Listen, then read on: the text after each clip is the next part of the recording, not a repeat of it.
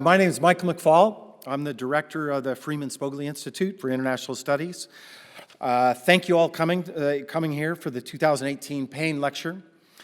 Let me tell you a little bit about this lectureship. In fact, I'm obligated to do so. The Payne Lectureship is named for Frankie Payne and Arthur W. Payne, brothers who gained an appreciation for global problems through their international business operations.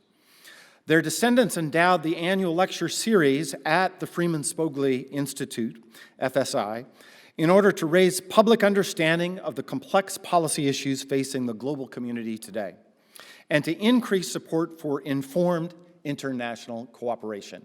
You don't have to talk about that, but that's what they were aspiring to do, okay?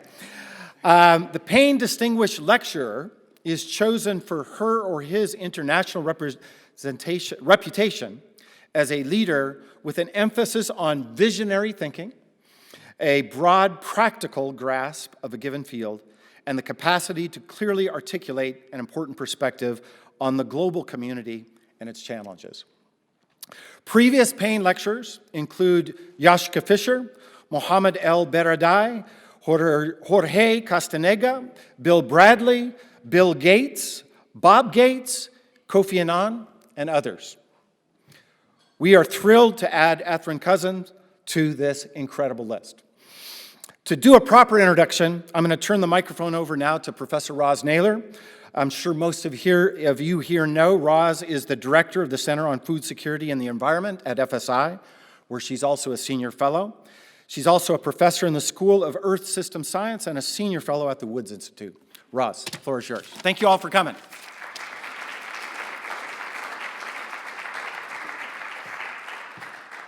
Thanks, Mike. It's been such an honor. Actually, it's the Center on Food Security and the Environment's first Payne lecture. Ertharin Cousin has been with us for the year, and it's such an incredible honor, as you'll see by her remarks, which will come up very shortly. Before I get started, I just wanted to give you a sense of the afternoon. Ambassador Cousin will give her remarks for about 45 minutes, and then she'll have a brief discussion up here with Steve Stedman and myself, and then we'll open it up to audience questions, and then there'll be a reception outside. So please join us. If you don't get your questions in, there'll be plenty of time for personal conversation.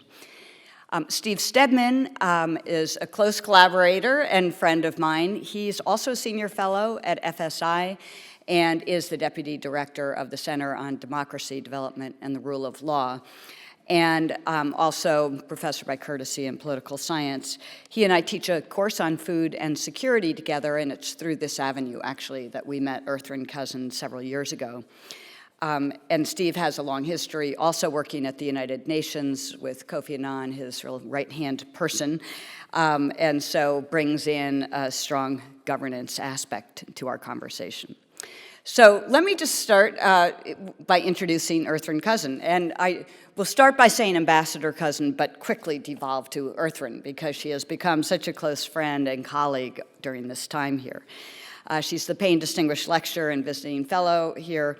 She's also a Distinguished Fellow in Global Agriculture at the Chicago Council of Global Affairs, and so she is a busy woman in addition to many international talks and meetings and everything that she's running. Her history in public service, though, goes way, way back. It's not the recent ambassadorship that really marks her history in public service. I think she once told me that as soon as she could walk and talk, her mother and father basically pushed her out into the street in Chicago, where she grew up, and started knocking on doors and doing volunteer work. And she and her sisters were doing volunteer work and public service from as old as they can remember. So this is what her family did, really, and it's no surprise that she's had such an illustrious career. Ertharin was trained, went to the University of Chicago for her bachelor's, and then was trained in law at the University of Georgia, where she studied international law under Dean Rusk, who was then the U.S. Secretary of State.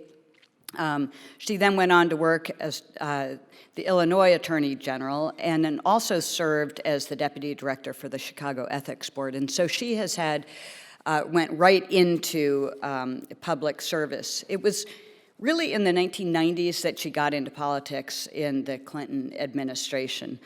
In 93, prior to the Clinton administration, she was the deputy chief of staff for the Democratic National Committee, and then was pulled in to the Clinton administration as the White House liaison to the U.S. State Department, where she received numerous awards. She is a liaison, as you will see in a minute. She's a very good communicator. And later she was appointed by the Clinton administration to be on the board of the International Food and Agricultural Development, IFAD, board, which really brought her into the global food and agricultural realm, where she began to focus on hunger. Though she did quickly bring herself back to the States and said, we've got global hunger, but we also have hunger in the United States. And she has served a strong course in addressing this problem as well. On the private sector side, she worked as the VP for Public Affairs for Albertsons, which is a private retail chain, where she was really addressing this food desert issue, trying to get grocery stores and food into unserviced communities, underprivileged communities. And then went on to America's Second Harvest, where she became the executive VP and the chief operating officer, and was dealing with a number of chronic as well as emergency situations, including Hurricane Katrina. So she was in the thick of it early on there. And then went out beyond that to work as the president for the Polk Street Group, which is a public affairs group. So it was in this setting, and her history in Chicago, her history with the Democratic Party, her history in public service, that Barack Obama really seized the opportunity to appoint her as the ambassador to the United Nations Agencies for Food and Agriculture in Rome. And she did, in this, IFAD is one of these agencies, as was several others, including World Food Program. And then she went on to actually run the World Food Program in this next term, and that was from 2012 to 2017. This was the period where we met her. So we've asked Ertharin to talk about this period because, as many of you know, during this period, actually hunger started ticking up. The rise in conflicts, particularly in Africa and the Middle East, made governance issues particularly tricky. There were a number of natural disasters, and the confluence of all of these emergencies at the same time as the chronic needs of hunger and malnutrition continued to mount. These were issues that Ertharin had to deal with. And so we've asked for some personal comments on this. What's it like to be running an agency with such huge responsibility?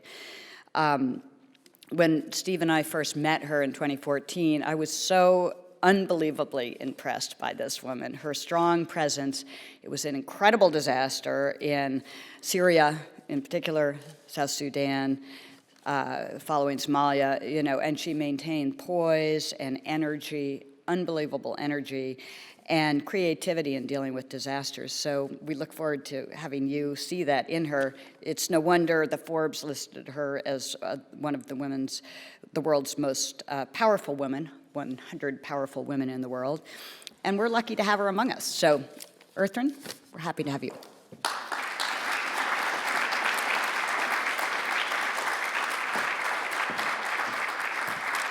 Well, thank you.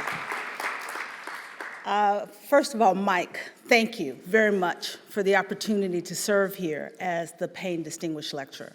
This has been an amazing year, and FSE, I'm proud to be your first Payne Lecturer, but I want to thank Mike and all of the colleagues at FSI for being so welcoming to me over the past 6 months, and as this year has gone really fast.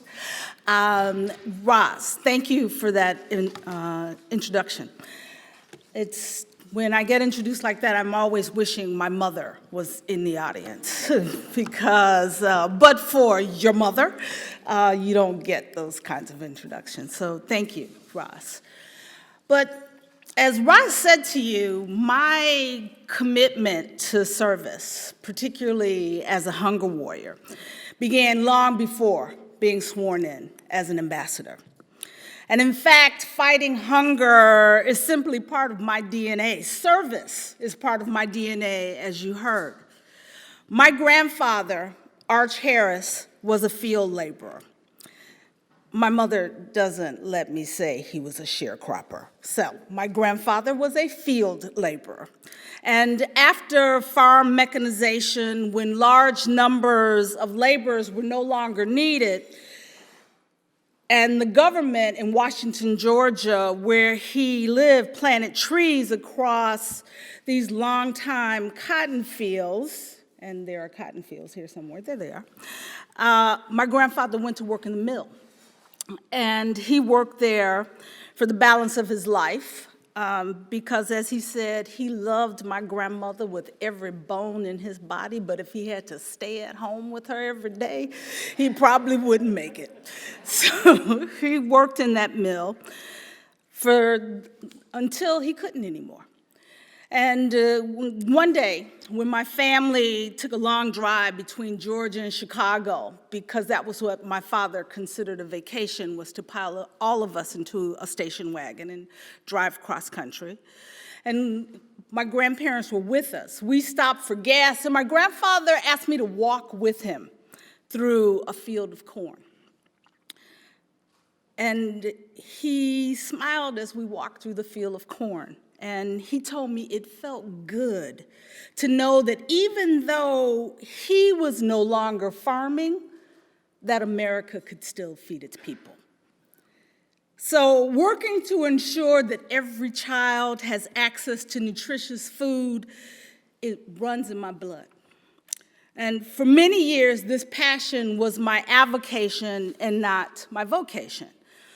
But as a lawyer practicing on Chicago's South Side, I recognized early on that most legal problems were symptoms of economic problems, and that access to economic opportunity is vital, even, of course, in the United States, for allowing a family to feed themselves.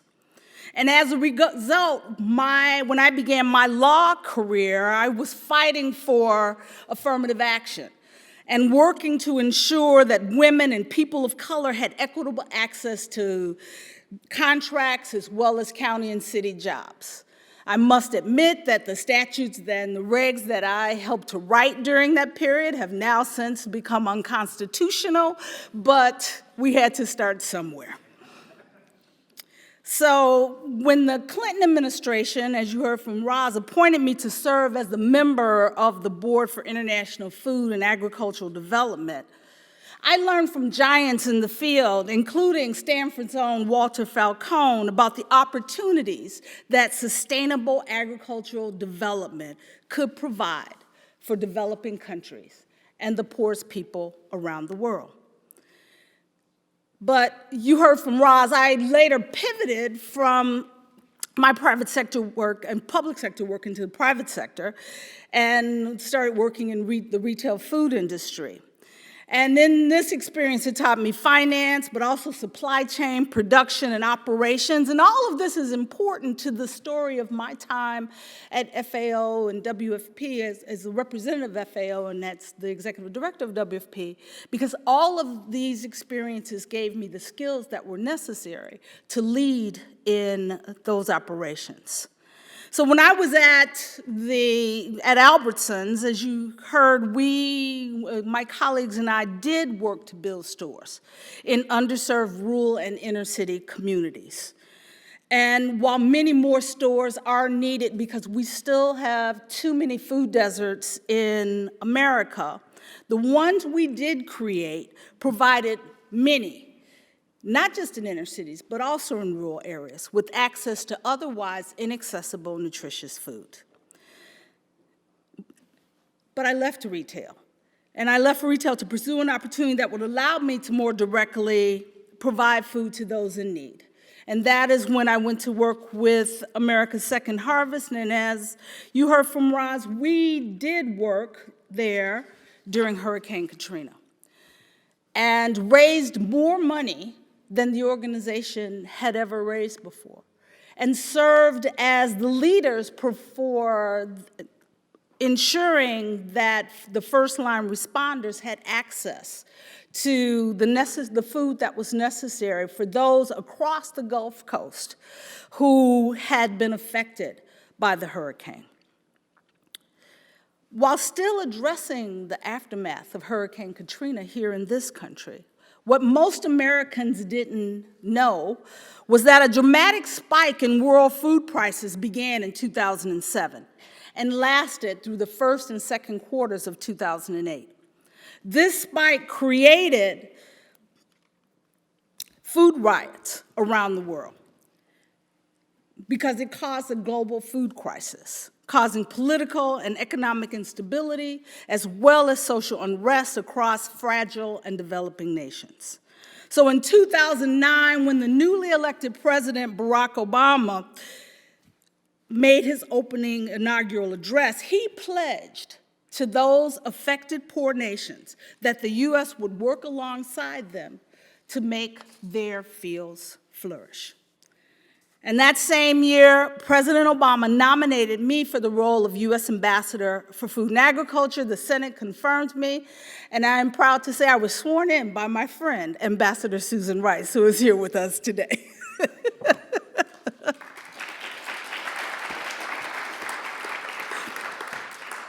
That was a good day. Serving as the permanent representative to the Food and Agriculture Organization, the FAO, and the other Rome-based agencies, since all of the food agencies are in Rome, that also included WFP, offered an opportunity to represent the United States during a food crisis that many argued was years in the making. We had reduced the development, investment in agriculture some say from 17% down to 9% over a 10-year period before the food riots began. But the debate regarding the actual cause of the global food price spike continues today. Some arguments include drought in grain-producing nation, rising oil prices that triggered an escalation in prices for fertilizer, and fertilizers and food transportation, as well as increasing biofuel usage, food export embargoes in key countries, and as the FAO has suggested, agricultural futures hedge fund speculation was also probably part of the reason. But as any first-year Stanford economics students will tell you, correlation is not causation. And so to date, the data fails to sufficiently support any of these reasons as the singular cause of the food price crisis. It was a perfect storm. When all of these issues came together simultaneously to affect food prices. What we do know is that riots across more than 20 countries did occur. So in 2009, in response, the London G20 and the G8 L'Aquila Summit, world leaders committed to urgently overcoming the long-standing underinvestment in agriculture and food security. Countries at L'Aquila pledged their support of $22 billion over a 3-year period for this new global partnership for agriculture and food security. This new global partnership agreement generated excitement across the globe, $22 billion in 3 years. And so the FAO convened a World Food Summit where the principles of the agreement at the G8 were then adopted by all nations of the world. And from this summit came what has been commonly known as the Rome Principles. And these principles include strategic coordination of assistance, that we would work together to ensure that we would not have overlapping programs, but that we would have activities coordinated to achieve outcomes. That instead of donor-led investments, we would have country-led investments, where the countries would develop plans and programs that would support the long-term agricultural development in context for each of their own countries. That we would have a comprehensive approach to food security. No more silos of humanitarian aid and assistance and performance of projects, development and nutrition, that we would bring it into a continuum from humanitarian to development and include nutrition. And I'm sure you won't be surprised to hear, some of you maybe, that the nutrition community and the agriculture community prior to this time rarely ever even talked to each other. So in addition, the principles also required a strong role for multilateral organizations, not just the UN organizations like WFP and FAO, but the World Bank, the African Development Bank, the regional organizations like the AU and ASEAN would also partner with the governments to help develop and implement these plans. And finally, that the world would work together to make accountable investments sustainable, or make sustainable investments accountable for long-term resource commitments. Because I'm sure Walter Falcone will tell you, you do not make progress in agricultural investments in one growing season. But unfortunately, donors make investments for one growing season. But what the world now committed to was that they would make the long-term resource commitments that were required. And these principles actually did begin to lay the foundation for all humanitarian and development operations after their implementation. And as a US representative during the World Food Summit, I could not have been prouder of my country. As a matter of fact, at one particularly thorny session, a Venezuelan representative came over to me and hugged me. Venezuela, United States, okay? Saying it was good to see the US leading for poor people around the world. However, the enthusiasm across the developing world quickly faded fast. When most countries realized that the $22 billion included previously earmarked or already allocated funds, and that there was little new money available. And while these countries had pledged to provide new money, there was very little for the really ambitious plans. We told countries to lead, and they did. They developed plans, very expensive plans, and that required international investment that wasn't available. But this disappointment did not infect US relations, because our country delivered on our $3.5 billion commitment of new money and launched the Feed the Future program to support the implementation of new agricultural development initiatives. And in addition to creating Feed the Future, alongside Spain and Canada and the Gates Foundation, we also created a new window for investment at the World Bank for public-private sector investments. So we had created the right programs, and we were moving in the right direction, and agriculture was prioritized. But while we were doing all this, the reality is that creating the right global policies, even when strongly supported by country policy and action, was often insufficient to address the immediate challenges of food insecurity and nutrition. Handling protracted or long-term humanitarian needs were even more challenging in fragile states and failed states, which often lacked basic government systems, and in fact, of course, were not part of developing these new country-led plans that we talked about. But I can tell you that after my time leading the World Food Program, I learned many lessons, but one lesson in particular, with which most operators will agree, and that is addressing disasters and complex emergencies requires 5 essential conditions to enable humanitarian actors' ability to provide an adequate and timely response. These elements include presence. You need to be there. If you're not there, you can't perform. Access, which means you're not in the capital, you're in the deep field. And it means that you have access to supporting the affected population in need.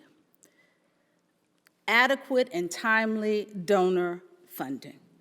When the money doesn't come in, even if you're there, if you have the access, the best laid plans, you can't make it happen. Operational capacity. You must have the ability to perform. And I will underscore operational capacity because in the Haiti response is a great example of the need for operational capacity, where there were between 10 and 14,000 NGOs operating in Haiti at any given time. And many of them, some would say most of them, did not have the operational capacity that was necessary to support what was required. So operational capacity is a key tool and a key factor that must be met. And then legal as well as de facto protection for humanitarian actors. And I'll spend a bit more time talking about this issue in a minute, but the reality is humanitarians don't sign up like the military, knowing and thinking and believing that they're putting their lives in jeopardy. But as we lose more humanitarians in responses, it is becoming almost as if you need to know that you are potentially putting your life in jeopardy as a humanitarian when you are performing in the field. And so as we go through these 5 factors, there is no better case study for me during my time, both as ambassador, then as WFP executive director, to help understand the importance of these 5 key tools or key factors that you need, conditions that are required, than Somalia. In the months and years before the 2011 Somalia famine, each of these issues presented severe challenges to WFP and the entire humanitarian community. Drought created a severe food shortage across the entire Horn of Africa, including Somalia, Djibouti, Ethiopia, and Kenya. In fact, the drought in Kenya was the most intense because it covered a greater geographic area and affected more people than the Somalia drought. But in Kenya, all 5 of the aforementioned conditions, presence, access, adequate funding, operational capacity, and humanitarian safety, were met. They were met in all the countries, Djibouti, Ethiopia, as well as Kenya, except Somalia. And as a result of being met in those other countries, there was severe hunger, but there was no famine in any of those countries. Only in Somalia was there famine. A famine that ultimately caused the death of 260,000 people, over half of whom were children. Many lost their lives on the road from Somalia to Kenya. And many, like the severely malnourished children I witnessed in Kenya's Dadaab refugee camp, received treatment from Médecins Sans Frontières, MSF, but were too weak to survive when they did make it to Kenya. And when the UN declared a famine in 2011, WFP was no longer operating inside Somalia. WFP had been forced, before the famine was declared, to suspend its Somalia operation in early 2010 after receiving death threats and untenable demands from al-Shabaab, an al-Qaeda affiliated group who controls Somalia's drought-affected areas. And when WFP announced that they were suspending their operations because of these conditions and the death threats, how did al-Shabaab respond? They respond by denouncing WFP as a spy agency and formally expelling them from the country. So many critics blame WFP and other humanitarians for failing to see warning signs, failing to act fast enough, and failing to save innocent lives. On the contrary, early warnings from across the humanitarian community were sufficient, timely, and robust. In fact, in late 2008, Josette Sheeran, then the WFP executive director, appealed to the international community for $300 million. She requested that $300 million for what she described as a silent tsunami of hunger gathering across Somalia. Nevertheless, her appeals for funds and support were seemingly ignored. In my first board meeting as U.S. representative at WFP, I remember clearly an hour-long presentation in 2009 on the gathering challenge, on the growing challenge inside Somalia. And in 2009, USAID, the largest donor to the Somalia organization, for those who don't know USAID, the United States Agency for International Development, that's us, you all. They are the largest donor, both then and now, delayed and some say suspended $50 million in food assistance out of fear that it would feed terrorists. Because al-Shabaab had set up checkpoints where they would charge fees to everyone who was bringing supplies, whether food supplies or other humanitarian supplies, into the territory they controlled, which was the territory affected by the drought. But the U.S. was not alone in delaying assistance. Throughout all of 2009 and early 2010, contributions to Somalia from donors were drastically reduced, from donors across the globe. And to compound this, in 2008, our Treasury Department's Office of Foreign Assets Control, or OFAC, listed al-Shabaab as a terrorist group. And because of this, many U.S. NGOs during 2009 and 2010 were too afraid of potential prosecution to work inside Somalia. The State Department at USAID's urging sought confirmation that OFAC, the Office of Foreign Assets and Control, would not seek enforcement against, or in other words, prosecute any U.S. government employee, grantees, or contractors if accidental, unintentional, or incidental benefits flowed to al-Shabaab. If you paid a minor, what they were looking for was that if you paid a minor checkpoint fee, that you would not be prosecuted by your government. Unfortunately, the final resolution of this issue did not come before the July 11th famine declaration, which was issued. That famine declaration was not issued until after the death of 30,000 Somalis, half of whom were under 5. But after the famine declaration, contributions from around the world poured into WFP and other humanitarian organizations. And after OFAC issued the license, USAID created an acceptable reporting system that tracked tolls and other fees paid to al-Shabaab and their representatives. And as a result, U.S. NGOs and humanitarian organizations no longer feared prosecution, and everybody got on board and got inside, including WFP returned to Somalia. Al-Shabaab received lasting blame for those living under their control for the famine. But on the other hand, the rest of the world continues to disproportionately attribute failure to humanitarians. And I could spend all afternoon trying to give you reasons why, and more reasons why, the humanitarians were trying to do their best in this circumstance. But the most important thing is that we did learn lessons from 2011. And as a result, in 2017, when drought again affected Somalia, there was no famine. The drought has been going on now for 3 years, in 2017, and it again plagued the region that's controlled by al-Shabaab.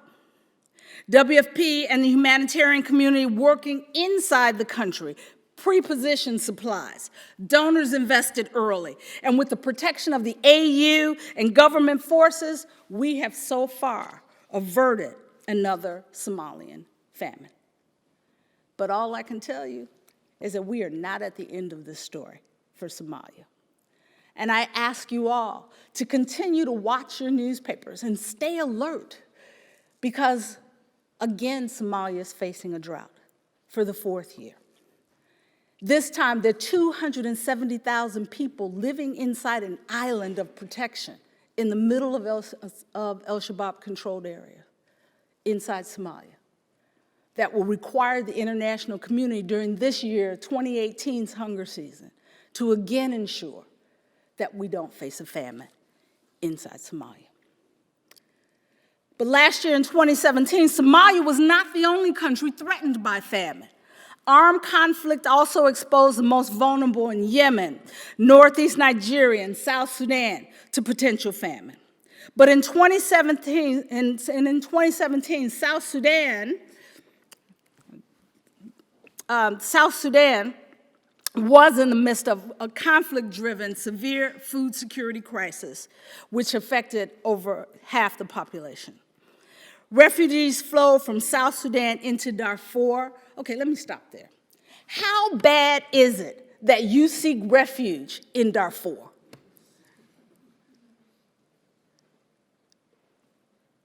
But if you look at the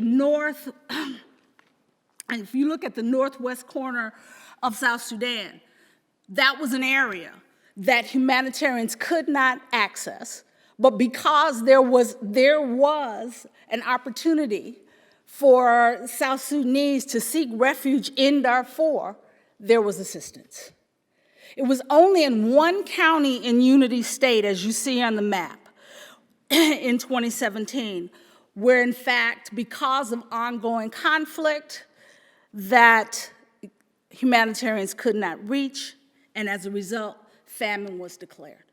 And the one thing you should know, when you hear famine declared, that means babies have already died. When we say we want to avert a famine or we're on the brink of famine, it means that we're in those orange areas or the red area, but not the dark red. And we were able to avoid it again in 2017 in most of the country except Unity State. But one of the saddest times that I ever experienced as the executive director of WFP was visiting a refugee camp in Ethiopia with women coming from South Sudan. And I met a mother who had walked with her 3 children. And her husband and her son were part of the combatants, were members of the combatants inside South Sudan.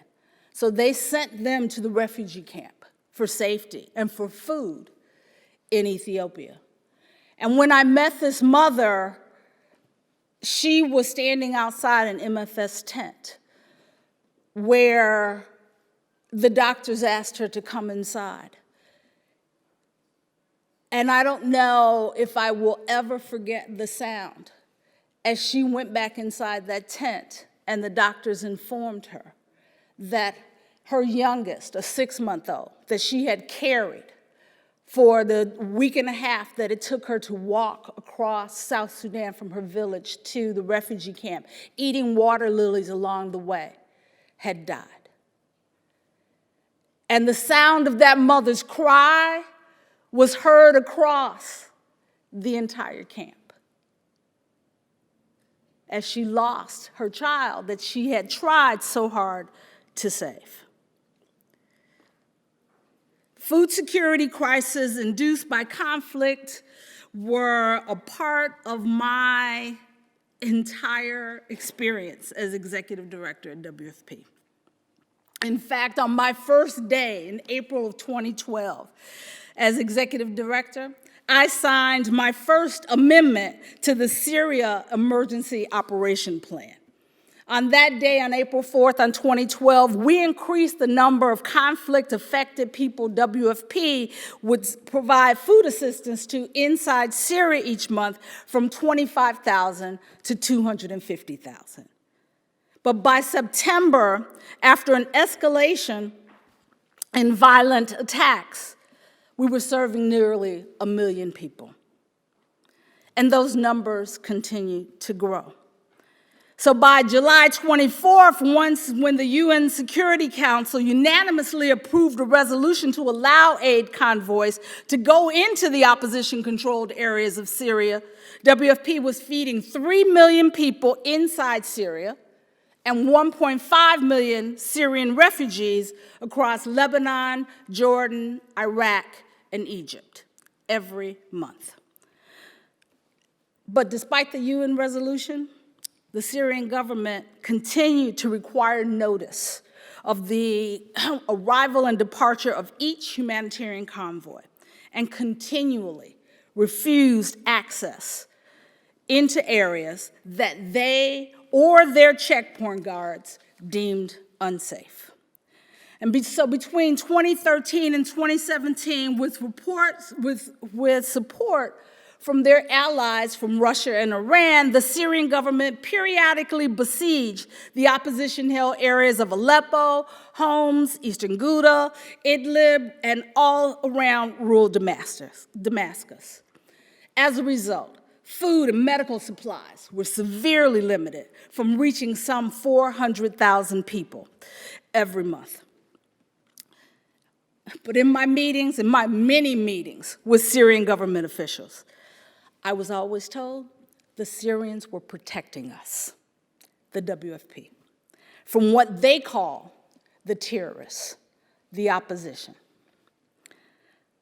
But every time we'd meet them, to quiet complaints from humanitarian, each visit would result in what was always access, always temporary, but access to at least one area.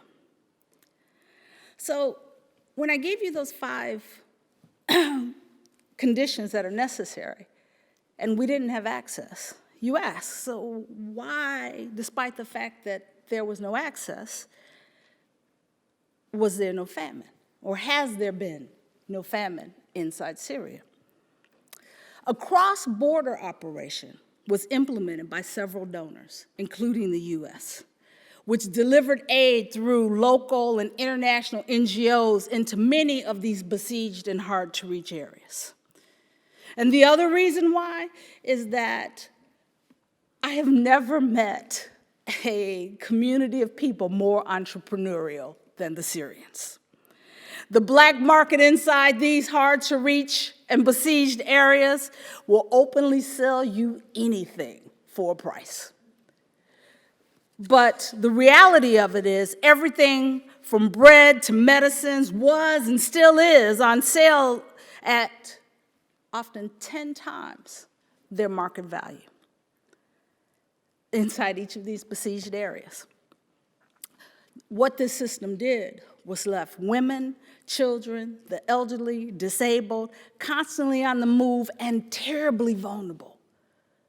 Negative coping strategies by families to deal with trying to scrounge together enough resources to feed their families inside these besieged areas. The stories we heard, I can't even tell in polite company. So in 2014, that was when I first met Roz and Steve, the Syria operation was costing us $32 million per week. And donor contributions were beginning to diminish. Because the donors told me this was a protracted crisis, Ertharin, and you know what happens in a protracted crisis. You begin to target down. You reduce the number of people that you're serving. You only serve the most vulnerable. But the reality of it was, for us who were working, everybody was vulnerable. Because the bombs were still falling inside Syria, and outside Syria, people had left with nothing in the neighboring countries where they were refugees. And the governments at that time, it's changed some now, but the governments at that time in Jordan and Lebanon and Iraq prohibited Syrian refugees from working because the local host governments feared the impact of working refugees, the impact that it would have on their own poor populations.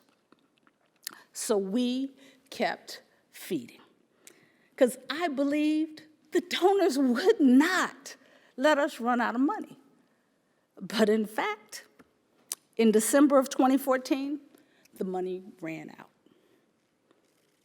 So I made what I thought was a necessary but unpopular, and now I will acknowledge regrettable decision to suspend operations. And we went to the world and begged.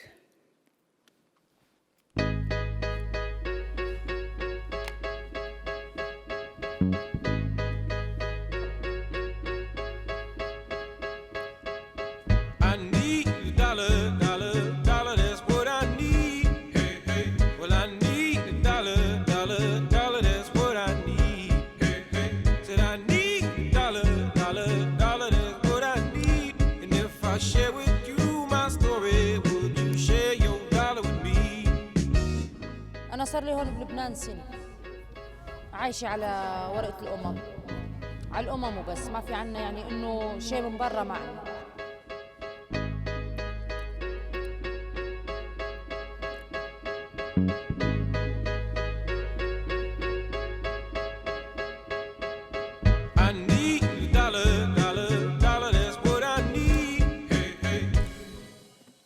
So we decided we would run a 72-hour blitz, everything all-out campaign, doing media around the world, putting this ad on social media, and it worked.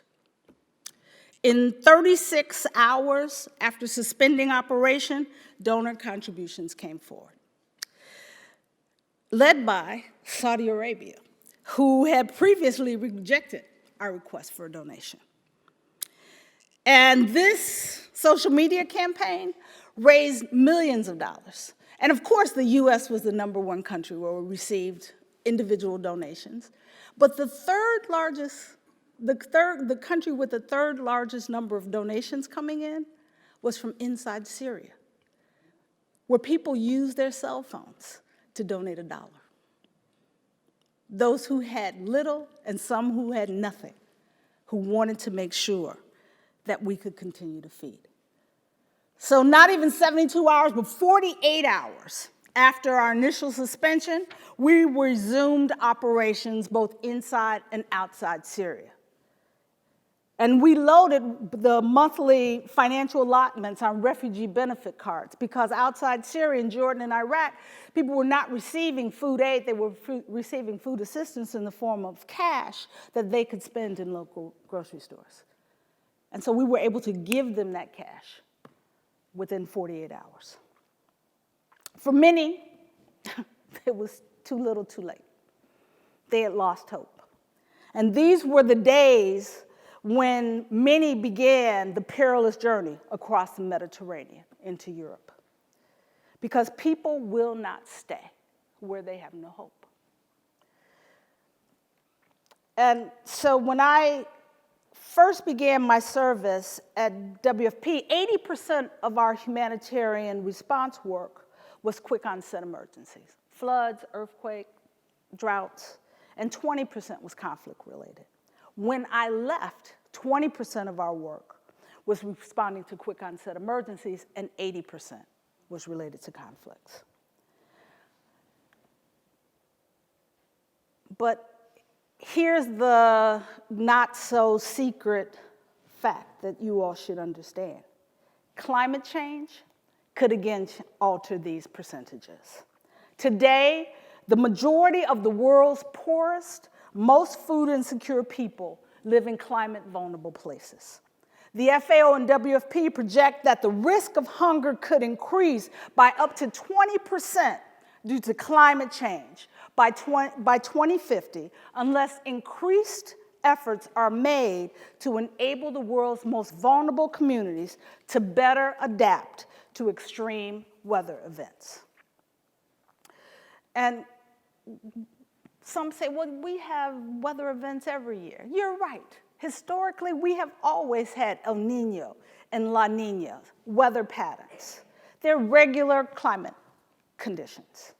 But in 2015 and 2016, these regular weather patterns became more erratic and more intense, creating first droughts and then in some places storms and floods, and the weather systems ravaged, again, the Horn of Africa, but also Southern Africa, Central America, Haiti, and parts of Asia. Presence, access, quick donor response allowed humanitarians, including the team at WFP, to adequately implement effective disaster risk preparation and successful response and recovery activities. And while everyone did not get as much food as we wanted, we had no famine, and children received assistance until their families could recover from the storm activities. Because the question is not where droughts and floods have become more frequent and severe, but rather where has and where will impact from droughts and floods most affect livelihoods and ultimately food insecurity, which is why I have Haiti up here. Because this is a country that will continue to see the effects of and feel the effects of climate, with a government that does not have the ability, has not to date demonstrated from past actions, the ability to, without international assistance, provide the support that is necessary.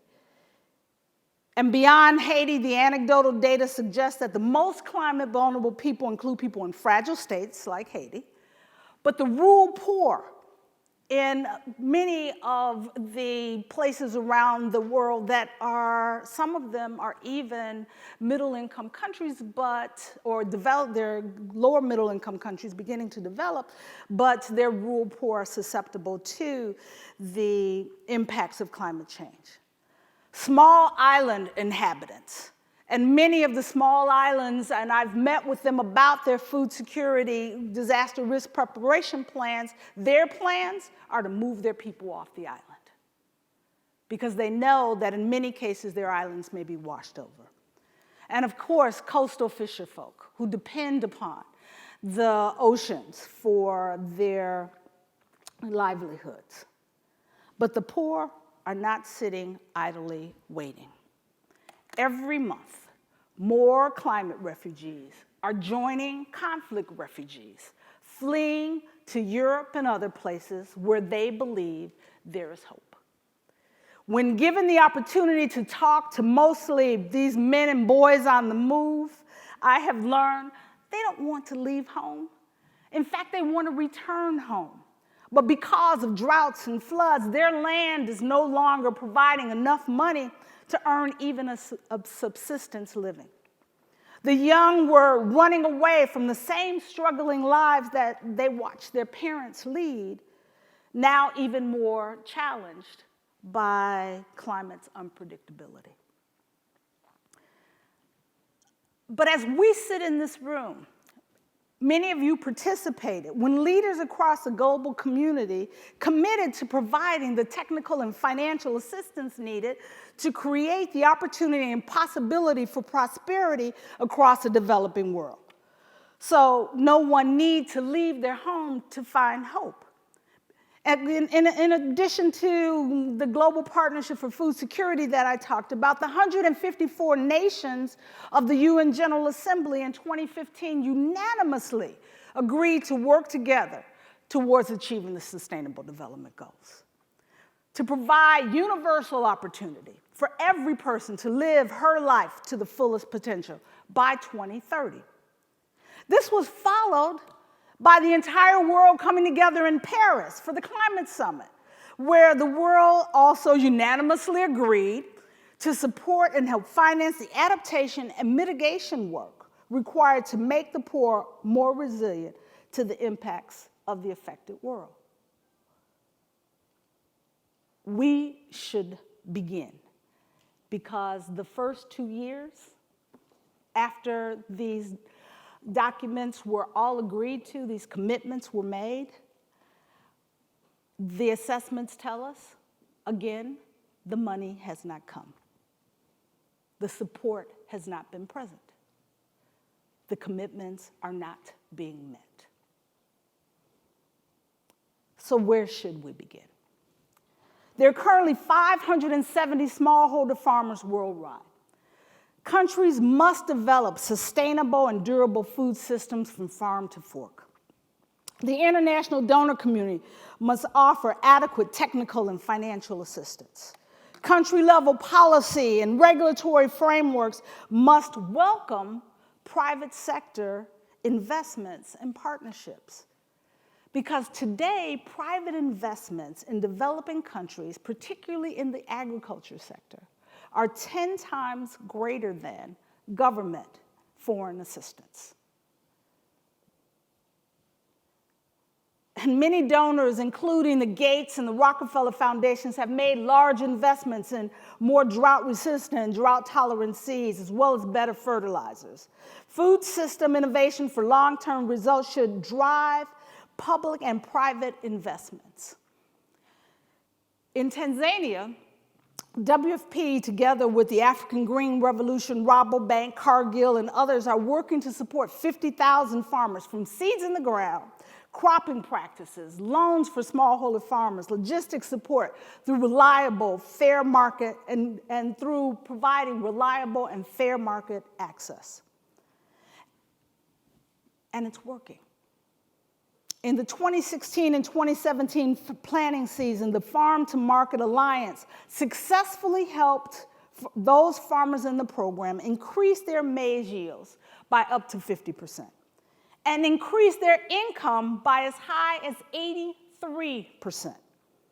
The Farm to Market Alliance plans by 2022 to increase the number of countries to 10 involved in the program and the number of farmers to 1.5 million.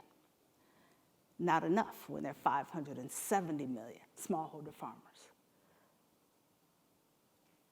But we know that all countries will not move forward at the same pace.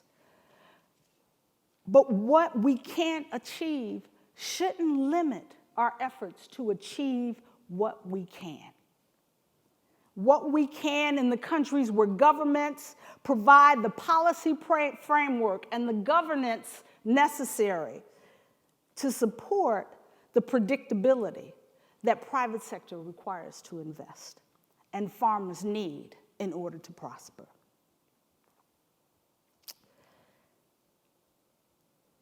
But we know we're still going to have challenges, and challenges we don't expect that may come out of left field as we continue to perform this work.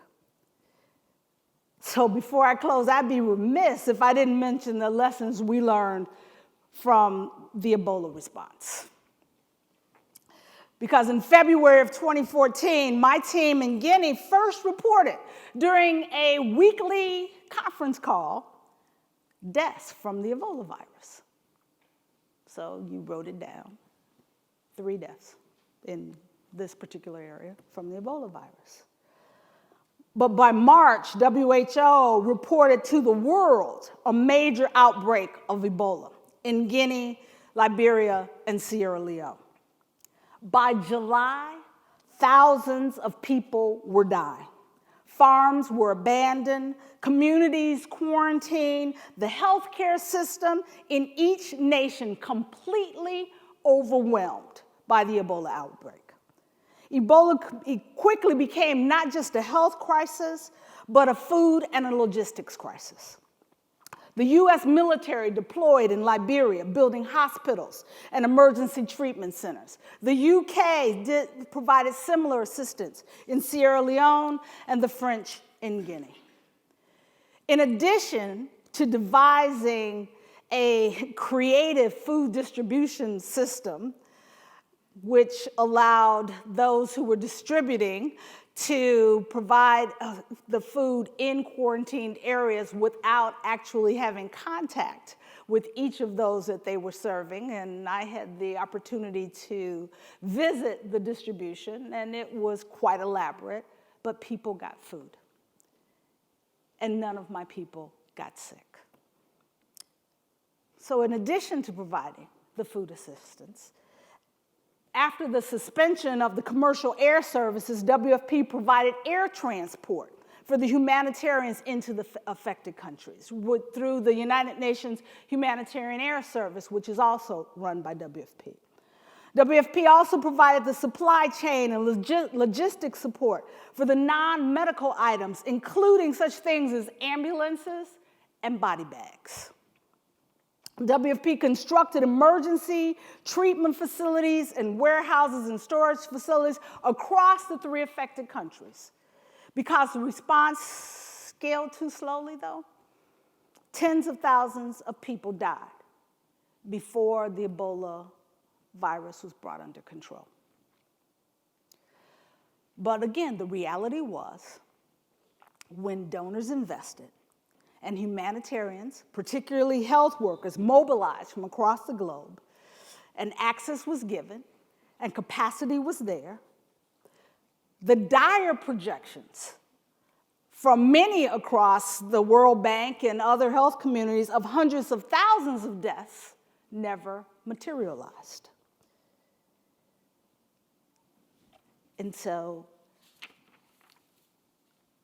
we know, though, that because of the paucity of access to healthcare systems in fragile states across the globe, another pandemic could again pose a humanitarian crisis for those affected communities, and because of transportation from around the world, potentially for all of us.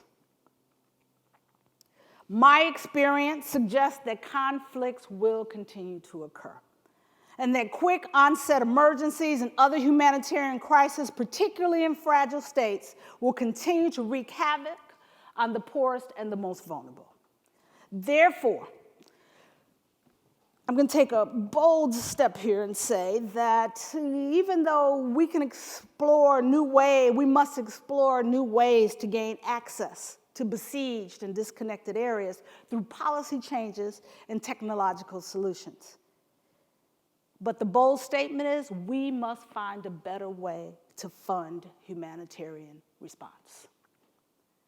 During my last full year at WFP, we raised over $5.4 billion solely from voluntary contributions. But organizations, including the United Postal Union and the World Meteorological Organization, receive assessed or required contributions from member nation states, but not humanitarians. No humanitarian organization, either with UN or other agencies, receive assessed or mandated contributions, mandated funds for their life-saving work from any governments. But with the US and global leadership recently leaning towards populism and xenophobia, I am not naive enough to think that the global community would support an assessment or a tax for humanity today.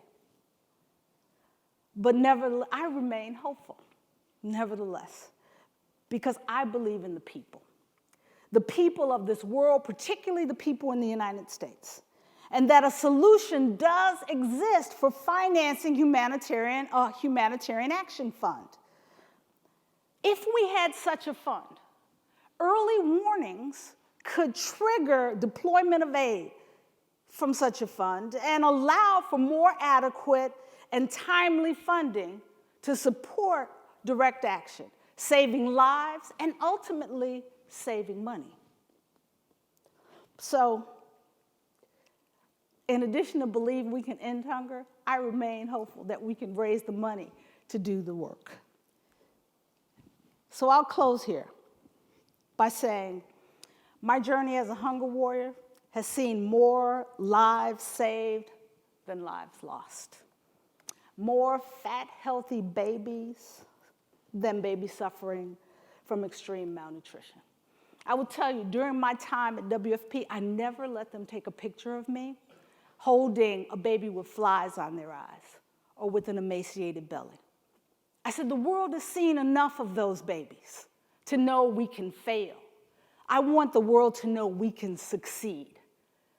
So I took pictures in the worst places in the world, in the toughest places with some of the most vulnerable people, with beautiful, smiling, healthy, clean, happy babies, because that's the way their mothers always brought them to me when they could.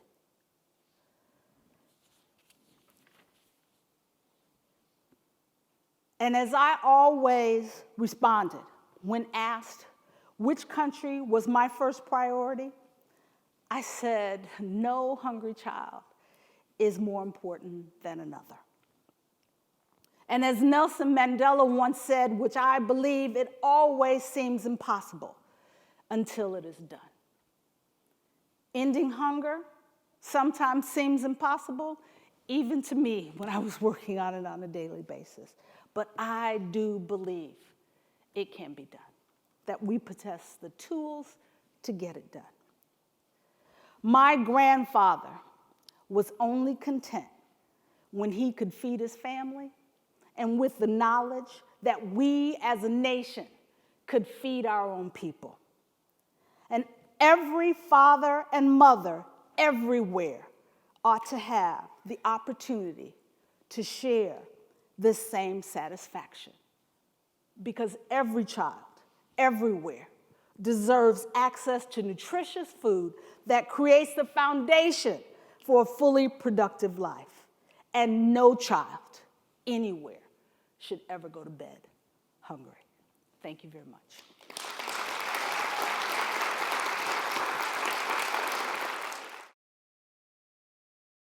Questions and then open it up to the audience. So Steve, why don't you go ahead and go first? Sure.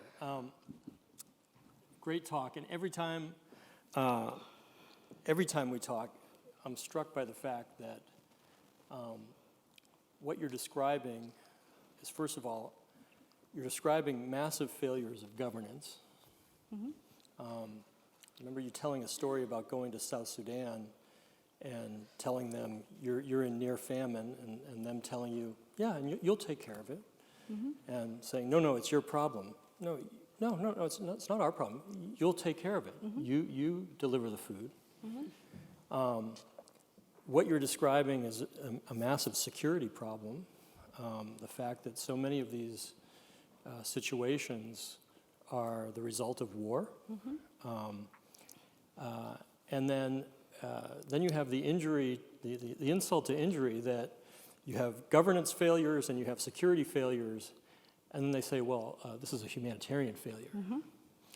I want to connect to something that you were getting into at the end when you said, we're going to need a lot more resources. We need a new funding model. We need something different. But now what's also we're dealing with is that around the world you see the rise of populism. You see a lot of questioning about the value of international cooperation. I want you to, when you were in Rome, you had to work both sides of the aisle. You had to work in a bipartisan way to get support for humanitarian assistance, and you did so very successfully. So can you share, was there something special about humanitarianism that allowed more bipartisanism? Are you skeptical that that's going to end, or do you have some hope that your successor at WFP, for instance, even though comes from the other side of the aisle, will there still be support from everyone for humanitarian response in the United States? Sure. Well, thank you, Steve, for that question.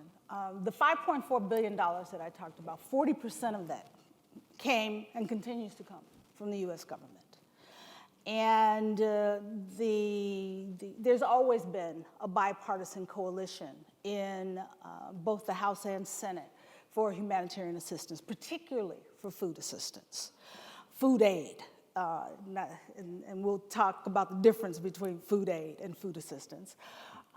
Because food aid, and one of our colleagues, as you know, wrote a very good book on the history of U.S. food aid, and the farm lobby and the farm bill and the commitment that is made to food aid, because much of it comes from Iowa, Kansas, Nebraska, and places where you have early presidential elections and very strong lobbyist for providing that assistance. It also goes out under U.S. flags, and one of the strongest lobbies are the Maritimers, who require that we use U.S. ships for the movement of food aid, because they receive support, financial support for moving that food assistance.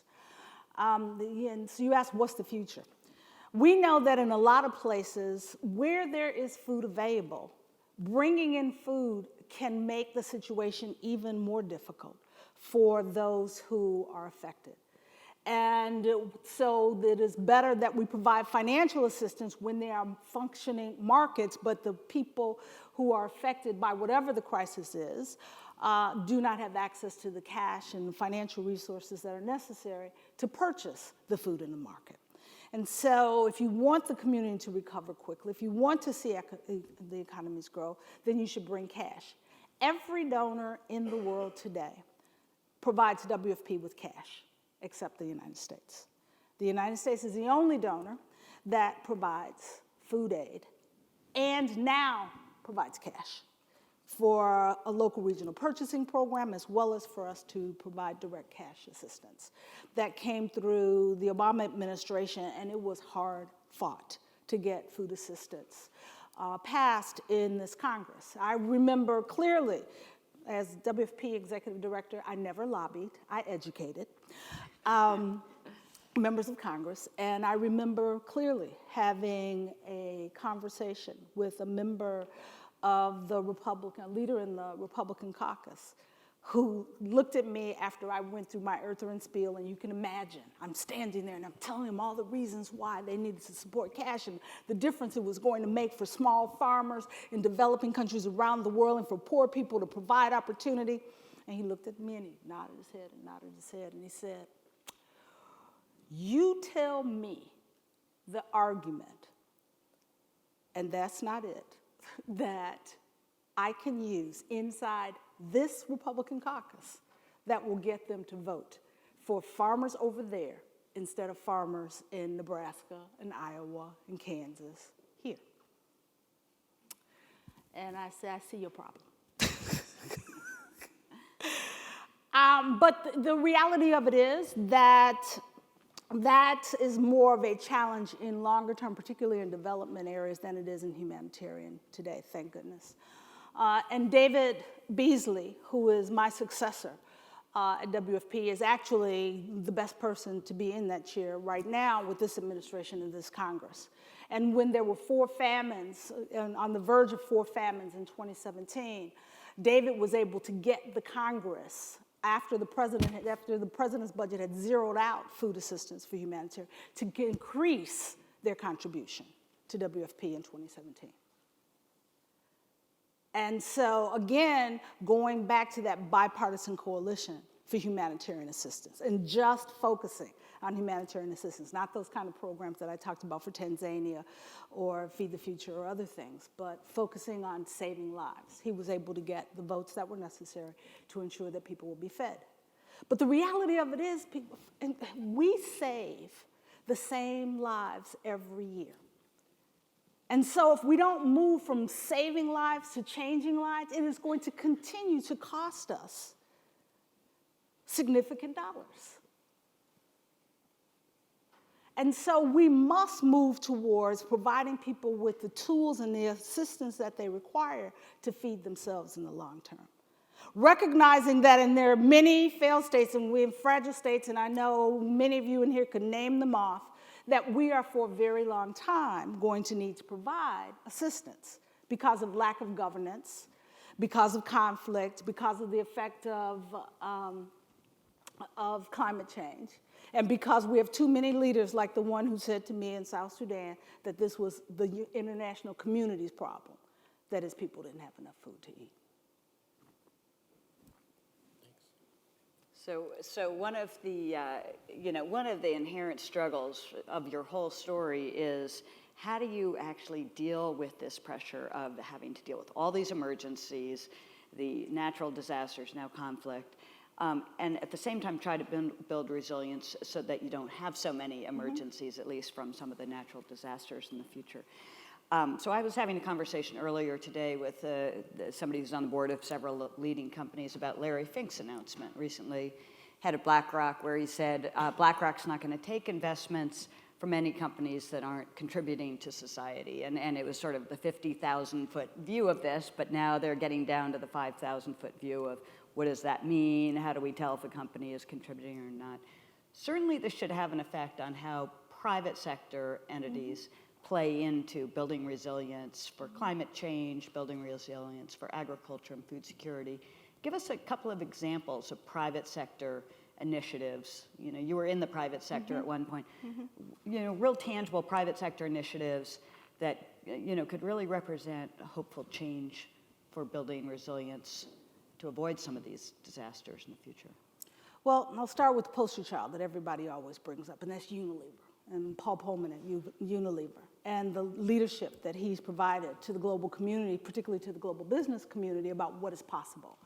And he contracts with small farmers in Ethiopia, in Rwanda, as part of his supply chain, to ensure that he is providing opportunities for these farmers not only to have access to the loans that are necessary for them to purchase the seeds and fertilizers that they need, but a reliable market that is not a program, but that is a sustainable, durable market that will ensure that they can sell not at the farmhouse gate, but at a lower price, but into a market.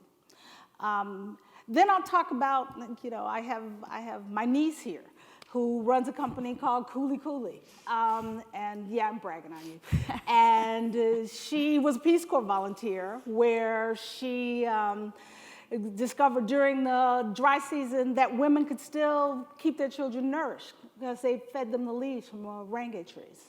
And she took that moringa and created a product that is now sold through Walmarts across the country, as well as through other specialty food stores. And she is providing a market again for these poor women inside Niger. And now she's working to expand her supply chain to also include potential moringa farmers in Haiti and other parts of the world. So we need both ends of the spectrums. We need large companies that are willing to take risks that are necessary to ensure that we can build supply chain, as well as small new businesses, both international, and we are seeing the development of a number of new small on-continent businesses that are beginning to develop opportunities for not just the supply chain, but things like Hello Tractor, which is the Uber of tractors in Africa, where this young African gentleman has purchased, he probably leases more than he purchases tractors, and then the farmers can, just as you do with an Uber, call up a tractor when they need to have their fields plowed. And he has created access to mechanization that no one farmer alone could have afforded. But that provides an opportunity now for the entire community to benefit from this mechanization. So we need those kind of new innovative ideas that are going to be driven, I believe, primarily by private sector, because that is what is going to make them sustainable and durable, but that will provide the kind of disruptive change that so many out here in Silicon Valley are accustomed to, that is necessary to move us and leapfrog us to those, providing the support for those 570 million farmers, and to support what is necessary for adaptation and mitigation in those places to address what we can see coming from climate change. One more question, or open it up? We should open it up. Yeah. Yeah. Questions? Okay, guys, don't make it that easy. Go ahead, Eric. Microphone. Ertharin, thank you for a wonderful talk. I was struck by a data point in your talk that in the past, WFP's operations included operations in 25% of its portfolio in conflict-affected countries, and now it's 80% in conflict-affected countries. And I'm asking you to look under the hood of the WFP, because it seems to me that there would be implications for operation staffing and the like when you're moving from point A to point B. And tell us a little bit about how WFP has changed in light of its increased portfolio in conflict-affected countries, and how might it change? Yeah, great question. Thank you, Eric. What we found was that WFP has 14,000 employees, and a bit over 11,000, closer to 12, I guess, 1,000 of those employees are nationals. They are people living in the countries where we operate, and the balance are international employees and consultants. And we have found that we're bringing on ever more consultants to give us the ability to shift portfolios as we need. And I, among some other humanitarian leaders, began a conversation that said that we need a humanitarian corps, much like the National Reserve Corps that we have here in the United States. If I had gotten a second term, we would have tried to pilot this, but I didn't. So we'll move on. Because the International Red Cross and UNICEF were very interested in participating in a pilot program to begin to develop a roster that we could keep trained and at the ready, that we could call up as needed, but not keep on our books during a period of time when we were not responding to quick onset emergencies. And so I believe that that's going to be the future. No organization can afford to carry a full load of all of the different staff tools and characteristics that they need. And so I expect that despite the fact that I'm not there, I'm hoping, knock on wood, that these conversations are continuing to move forward about the development of at the ready workforce. And with communication and transportation, expanding the ability for us to keep a team prepared, the possibility of this becomes ever more of a potential reality as time goes on.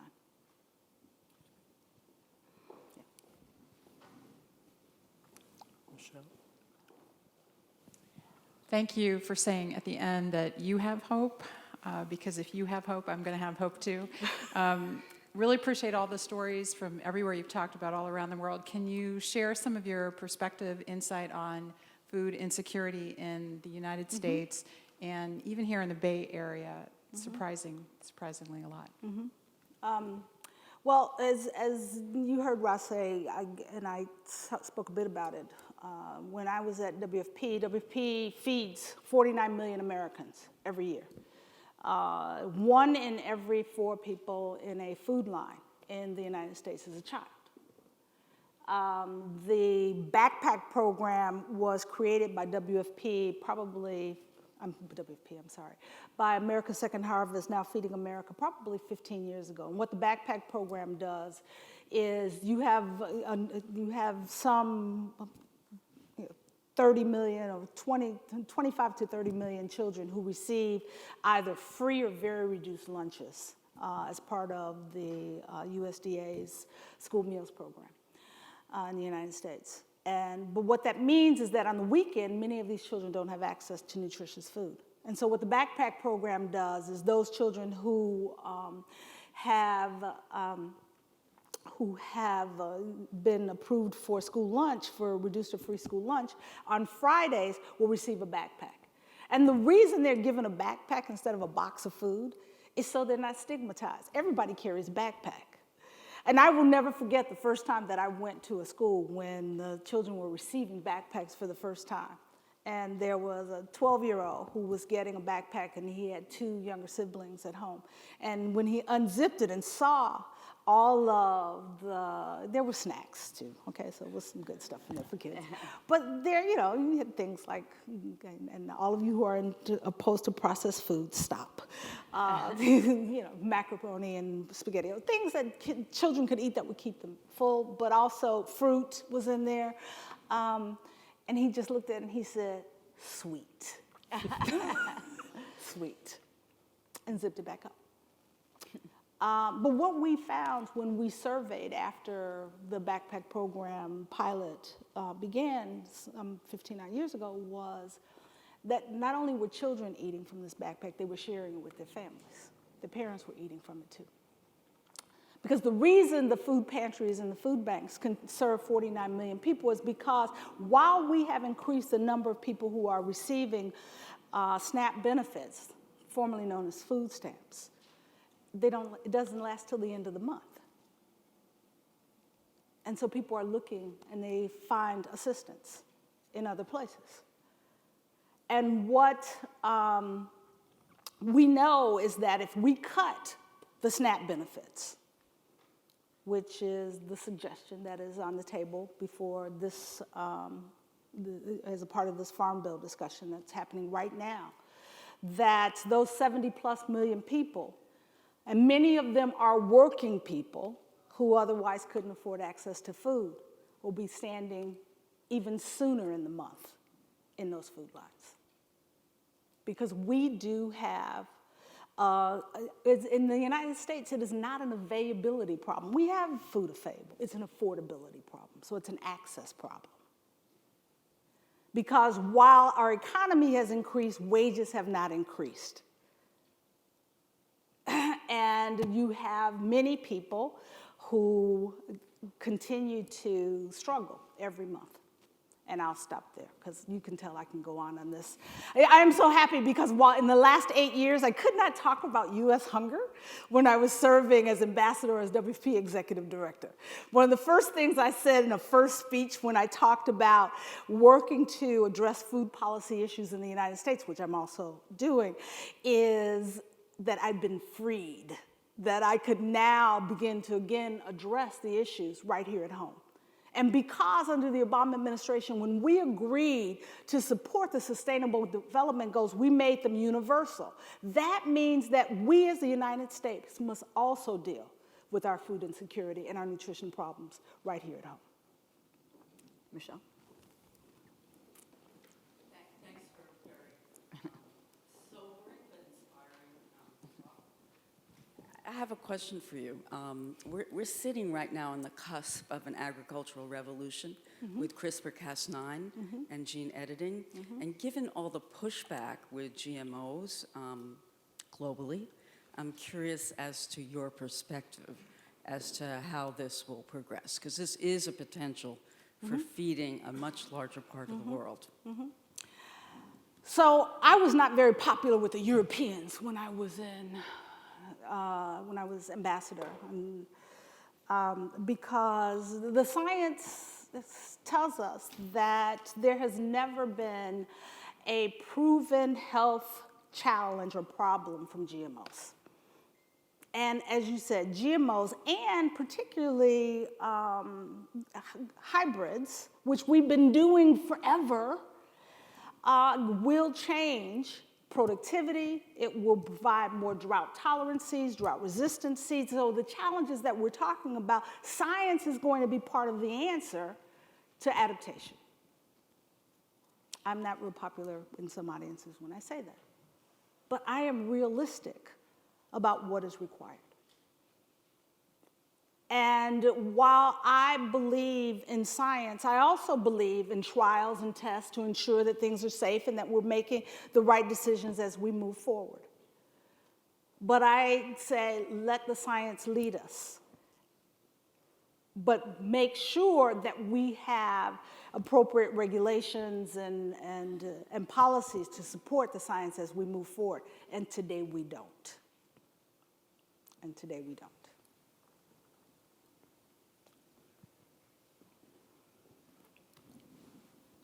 Hi, great talk, really wonderful points you made. And I wanted you to speak a little bit, if you could, a little more about climate change. I think it's the elephant in the room for everything, but for agriculture in particular. And if you see some, since you talked about hope, some solutions to what we're facing with climate change and how it affects agriculture. Well, I could spend the next hour talking about this.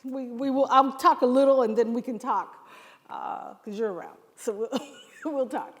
But let me say 2 or 3 things. First of all, I've talked about science and technology, which I believe are a significant part of the problem for us creating the kind of disruptive seed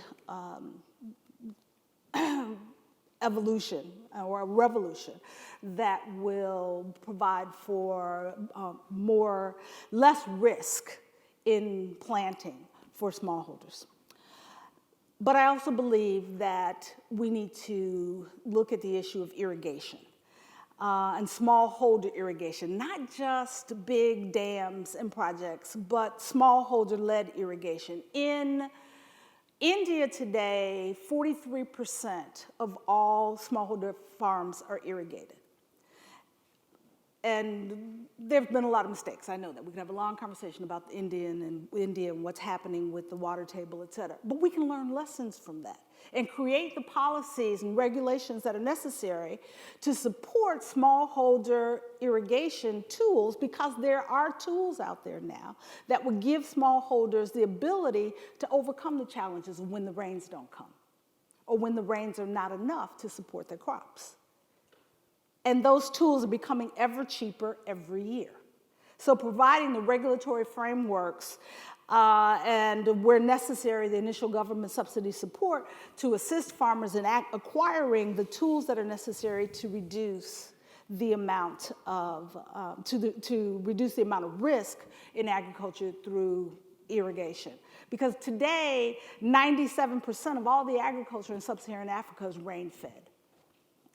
And with 9.5 billion people that we're expecting and all the things that we know about climate change, we know we're going to need to increase the productivity of agricultural land, not by expanding agricultural land, but by intensifying the production in agriculture in the areas where we're already operating. And that requires both the seeds, the fertilizers, and the irrigation that we just talked about. But also, and I'll stop at this, we need insurance. We need insurance that farmers can afford around the world. And it's a market, and there's lots of conversation going on, but there's not enough happening. Lots of small pilots, we need to scale them up. Because every time the rains don't come, the crops fail, farmers start all over again. And they're further back because now they have loans than they were at the last season. And there's not a farmer in the United States that would operate without insurance. But insurance is not available to most of the farmers who operate in other parts of the developing world. So I'll stop there, because as you can see, I could spend a lot of time. But when we talk about adaptation and mitigation, the tools were all discussed in Paris. All of everything I'm saying to you. There was at least one panel, probably 3 or 4 panels, talking about it at the Paris Climate Summit. And everybody agreed these were the things that we need to do. The investments have not been made, and the scale that is required has not occurred.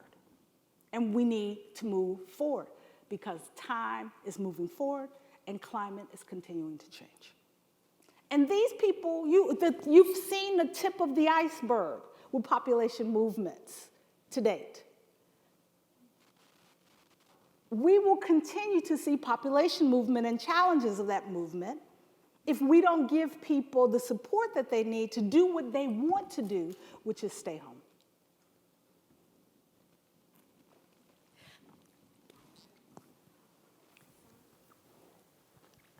I have a question.